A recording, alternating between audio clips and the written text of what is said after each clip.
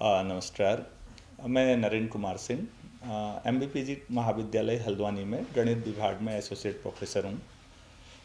पिछले लेक्चर में हम लोगों ने इस पे बातचीत की थी आपके साथ कि किस तरह से हम क्रिटिकल थिंकिंग अपने जीवन के फैसलों पे लगाएं तो वो कितने बेहतरीन और तार्किक फैसले होंगे। क्योंकि अधिकतर फैसले आपने गौर किया होगा कि हमारी ज़िंदगी से जुड़े हुए जो भी फैसले होते हैं हम उनमें इमोशनल फैक्टर ज़्यादा डालते हैं, तार्किक कम होता है थोड़ा सा। तो वो तार्किक फैसले कैसे लिए जाएं, तो उस पर मैंने एक दो आपको एग्जाम्पल भी बताए थे। उसी बात को हम आगे बढ़ाते हैं कि वास्तविक ज़िंदगी के जो रियल वर्ल्ड प्रॉब्लम्स हमारी आती हैं उसमें हम लोग कैसे हम आगे लगा सकते हैं फैसलों को। तो इस पे हम बातचीत करेंगे। हम लोग जब कक्षाओं में बातचीत करते हैं आपके साथ क्लासेज में, तो आपने देखा होगा अधिकतर क्लासेज मोनोटोनस होती हैं, वन साइडेड इंटरेक्शन होता है। टीचर ने जो बताया उस पे उसको हम परम सत्य मान लेते हैं और नोट्स बनाने लगते हैं। सीखने का बच्चों ये तरीका कभी भी इफेक्टिव नहीं होता। ये आपके अंदर एक थॉट प्रोसेस कभी भी डेवलप नहीं कर सकता।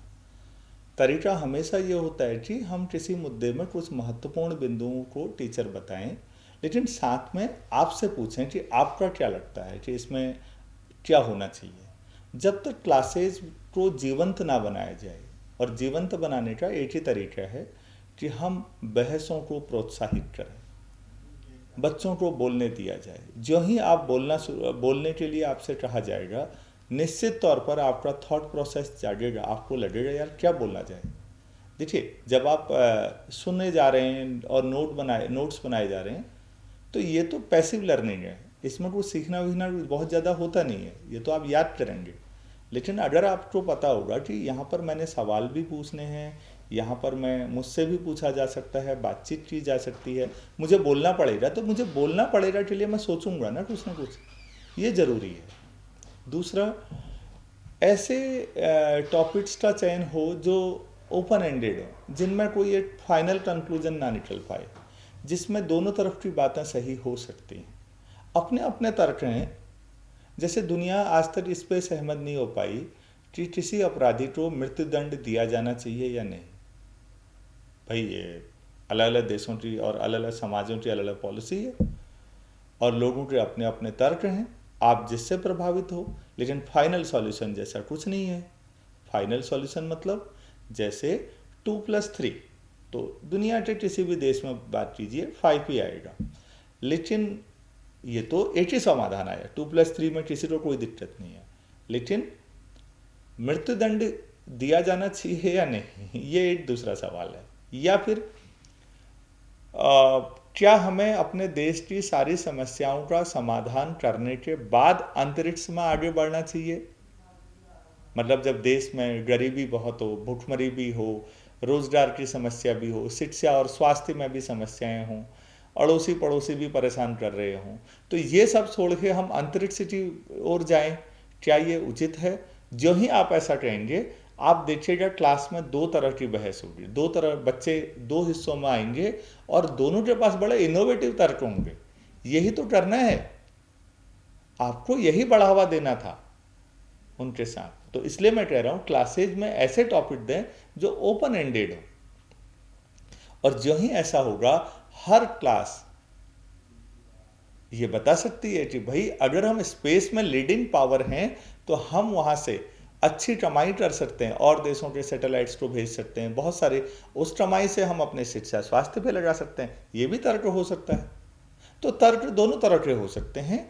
तो ओपन एंडेड सवालों पे खूब बहस करवाइए अपनी क्लासेज में, बच्चों के साथ बातचीत कीजिए, घर में भी। लोकतांत्रिक समाज की जो इकाई है वो तो परिवार है, आप परिवार में ये बात करवाइए।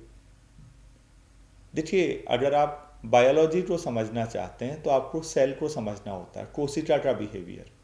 आपको फिजिक्स केमिस्ट्री समझना होता है तो आपको एटम स्ट्रक्चर बहुत अच्छे तरीके से समझना पड़ता है। आपको मैथमेटिक्स समझनी होती है तो आपको नंबर सिस्टम बहुत अच्छे तरीके से समझना पड़ता है। तो जब आपको किसी समाज और देश को समझना हो तो आपको उसकी सबसे छोटी यूनिट परिवार है, आपको उसे बहुत अच्छे तरीके से समझना होता है।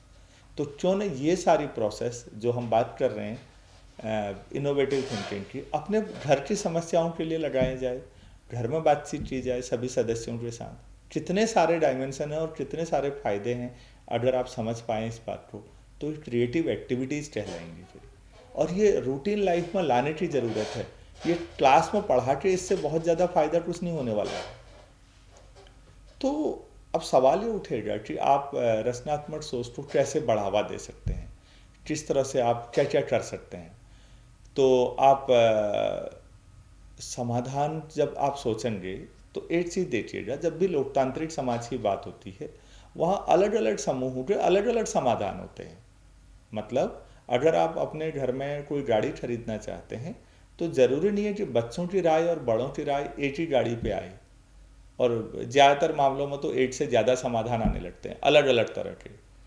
अब यहाँ पर तार्किक आधार पर जस्टिफाई करना कि कौन सी गाड़ी परिवार के लिए औरों से बेहतर रहेगी, ये वास्तव में लीडरशिप क्वालिटी है।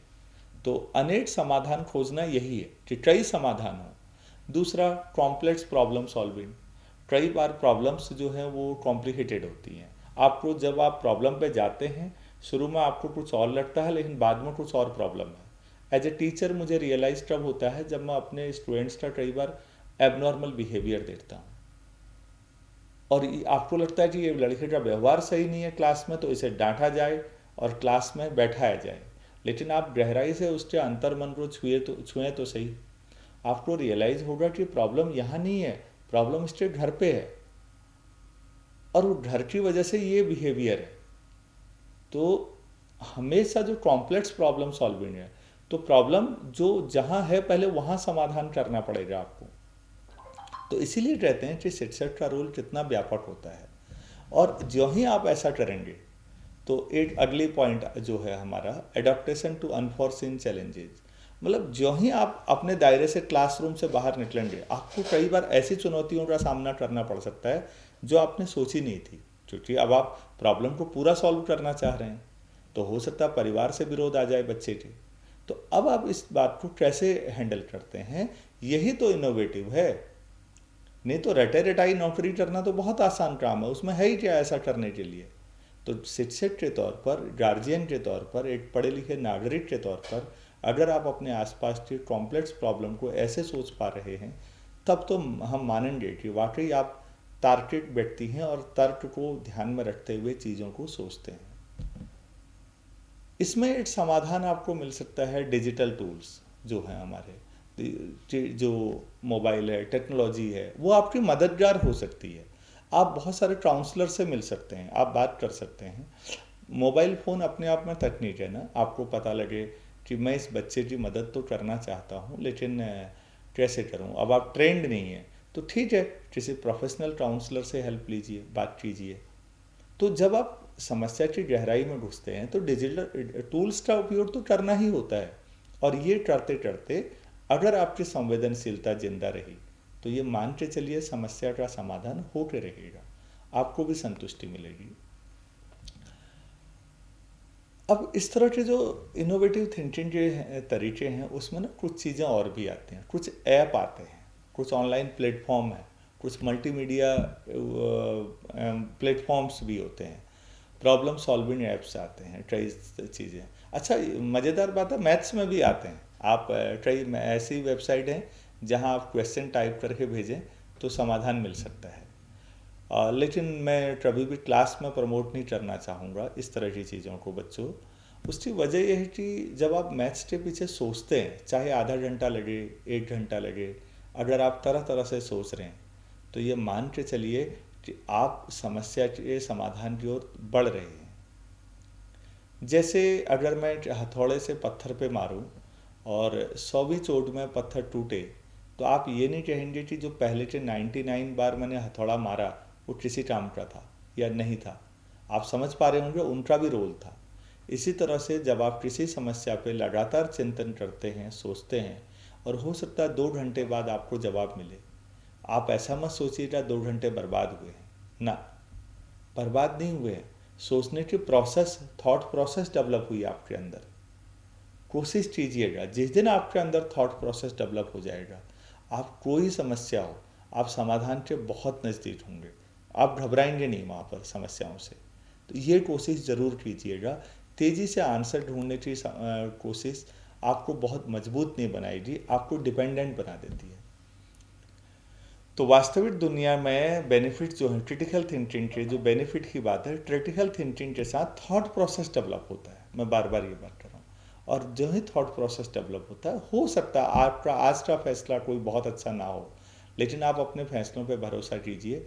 एक दिन आप ही होंगे जो सबसे बेहतर फैसले ले रहे होंगे। दुनिया के किसी भी क्षेत्र में, स्पोर्ट्स में हो, युद्ध में हो, मानव जीवन को बेहतर बनाने में, प्रशासनिक कार्यों में हो, जिन्होंने भी फैसले लिए हैं, आज बेहतर लीडर आप जिनको मानते हैं, ऐसा थोड़ी है कि शुरू से वो बेहतरीन लीडर रहे हों, ज़रूरी है। शुरुआत में हो सकता है फैसले गलत होते रहे हों, आप ध्यान रखिएगा। लेकिन आप तार्किक तौर पर, जो बात हमने पिछले लेक्चर में भी कही थी, कि तार्किक आधार पर अपने फैसले बनाए रखिए। हर फैसले में आप प्लस और माइनस दो तरफ डायरी में लिखिए। आपको समझ में आ जाएगा कि ज़्यादा फायदा किस तरफ जाने में है। तो आप एक दिन बेहतरीन लीडर बनेंगे। आपके फैसले बहुत फ्लेक्सिबल होंगे, बहुत इनोवेटिव होंगे और कुछ नया भी करेंगे। आप फैसले लेने की क्षमता जो होती है वो आपको लीडर बनाती है। फैसला ना लेना ज़िंदगी में बहुत खतरनाक होता है। पछतावे के अलावा कुछ नहीं मिलता ज़िंदगी में। इसको ध्यान में रखिएगा। अब अगली बात ये आती है कि जब क्रिटिकल थिंकिंग हम लगाते हैं और यूज़ करते हैं तो किस तरह के चैलेंजेज आते हैं। चैलेंजेज में एक है कॉग्निटिव बाइसेज, कि बाइस मतलब आप समझते हैं पहले से पूर्वाग्रह, कि जो हम पहले से जो हमारी मान्यताएं हैं वो सब गलत थोड़ी हैं, उनको कैसे रिजेक्ट करें। तो देखिए, कभी भी किसी मान्यता को रिजेक्ट करने का मतलब उस पर सवाल उठाने का मतलब उसे रिजेक्ट करना नहीं है। सवाल उठाना जायज़ बात है। सवाल उठाने से आप या तो उस मान्यता को बेहतर तरीके से समझ पाएंगे या उसकी कमियां बताएंगे, ताकि हम उसे सुधारें, अगली पीढ़ी तक वो परंपराएं बेहतर रूप में पहुँचें। तो इसलिए सवाल उठाना हमेशा जारी रखें।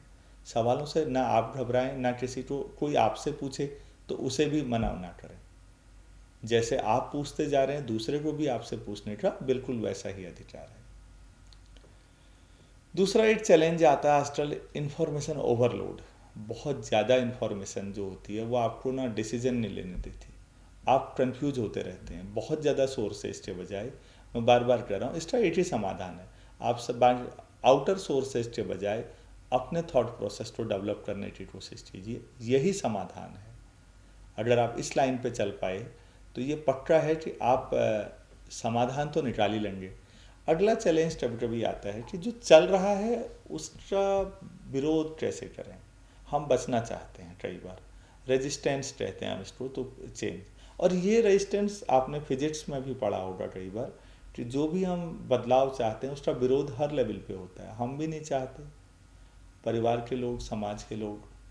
तो लेकिन अगर आप तार्किक तौर पर इन मामलों पर प्रकाश डाल पाए कि भाई इसे अपनाने से ये फ़ायदे हैं, अगर सुबह 5 बजे उठने से फ़ायदा है तो थोड़ा दिक्कत भले ही हो, आप प्रयास करिए, आप बताइए उन्हें कि इससे फ़ायदा है।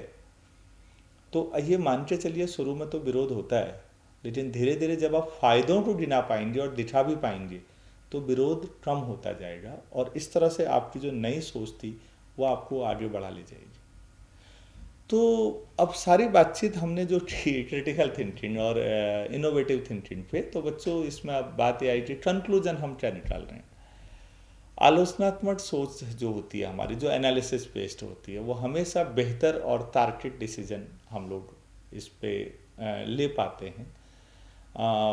हमारी चुनौतियों पर काबू पाने के लिए ना, कोई भी चैलेंज आए तो आपकी जो अवेयरनेस है, आपका जो ओपन माइंडेडनेस है और जो आपका कंटिन्यूस एफर्ट है, कंटिन्यूस एफर्ट, आप सुबह 5 बजे उठने के लिए एक दिन उठने से नहीं चलेगा, आपको लगातार उठना पड़ता है। तो कोई भी नई चीज़ जब आप लेते हैं तो शुरू में हमेशा यह ध्यान रखिएगा इस बात का कि आपको चैलेंजेस आएंगे, लेकिन आप तार्किक बने रहिए। अब हम अंतिम बात पे आते हैं यहाँ पर कि हमने जो ये सीखा है इसके परिणाम क्या क्या है। तो एक तो है इफेक्टिव प्रॉब्लम सॉल्विंग। इसको एक लेक्चर के तौर पर मत सोचिएगा, जीवन के लिए सोचिएगा कि हम जिंदगी की समस्याएं, जो समस्याएं तो होंगी, अगर मनुष्य का जीवन है तो समस्याएं होंगी होंगी। अगर कोई कहता है कि मेरे पास समस्याएं नहीं है तो वो व्यक्ति जिंदा नहीं हो सकता। भाई मुर्दे के पास कोई समस्या नहीं होती, ना उसे गर्म होता है, ना ठंडा, ना महंगाई, ना रोज़गार की समस्या। ये सारी समस्याएं जिंदा लोगों के साथ है, बल्कि अगर समस्या है तो ये इस बात का प्रमाण है कि आप जिंदा हैं। तो इसलिए जब भी आपके सामने समस्या हो उसे अवसर के तौर पर लेंगे, एक तो ये सीखा होगा आपने, और अब उस समस्या के दोनों तरफ के प्लस माइनस लिखिए, आपको समाधान की तरफ धीरे धीरे धीरे रास्ता दिखेगा, जो थॉट प्रोसेस डेवलप होगा। अगर आपको लगता है कि इस पूरी बातचीत से मैं कुछ भी आपको सिखा पाया, तो ये मेरे लिए सौभाग्य की बात है कि कुछ मीनिंगफुल आपकी लाइफ में हम ऐड कर पाए। अगला लेक्चर जो होगा उसमें हम लोग effective communication for maintaining healthy relationship, जो अच्छा रिलेशन कैसे डेवलप कर पाए, इस पे बातचीत करेंगे। धन्यवाद।